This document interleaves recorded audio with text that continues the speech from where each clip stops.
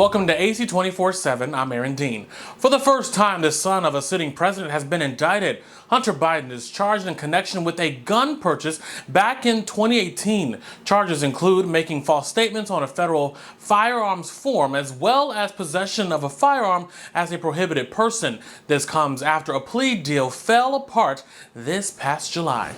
Republican House Speaker Kevin McCarthy is pushing back against threats from his right wing of his caucus to remove him as Speaker. During a closed-door meeting with Republican sources say McCarthy gave a fiery response during his critiques to try and remove him. McCarthy also warned fellow Republicans the GOP would lose the fight over a possible government shutdown if they didn't start passing bills. So I told my conference, I know tomorrow is a Jewish holiday, we'll be out of session.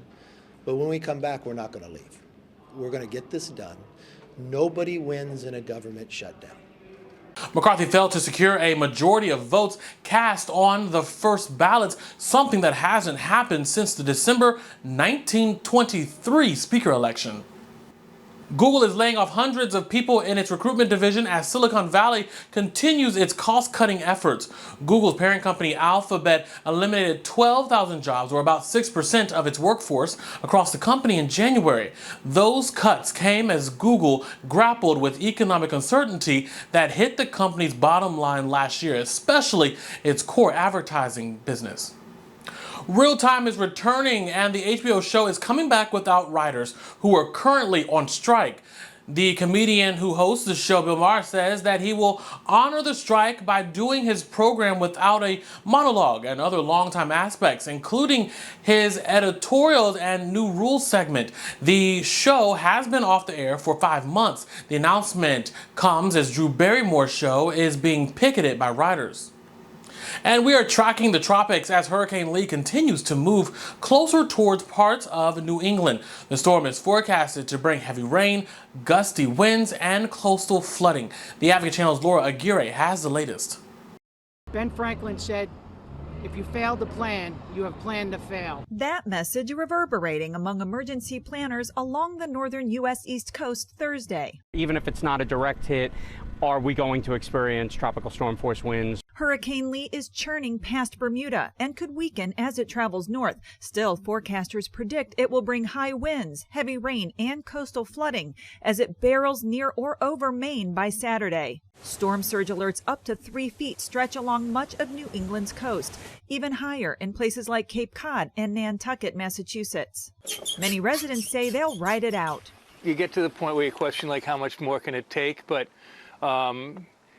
we've built it back up each time. In Saco Bay, Maine, an Army Corps of Engineers jetty spur project would help reduce storm impacts and erosion. Congress has approved it, but hasn't authorized federal funds to be spent yet. Because they haven't done anything, we're defenseless. Some towns are taking before pictures of their coastal areas. Being able to document what the property looked like pre-storm versus post-storm is really helpful if you have to kind of put in any type of an insurance claim. As of Thursday, hurricane-force winds stretched nearly 100 miles from Lee's center. Even at sea, this storm packs a punch. I'm Laura Aguirre reporting.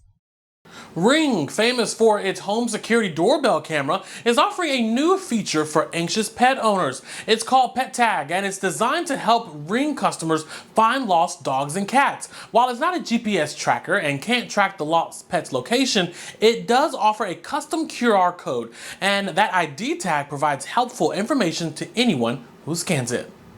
Thanks so much for joining us for AC 24/7. For more, go to theadvocatechannel.com and be sure to subscribe on the Advocate Channel YouTube page. For the Advocate Channel, I'm Aaron Dean.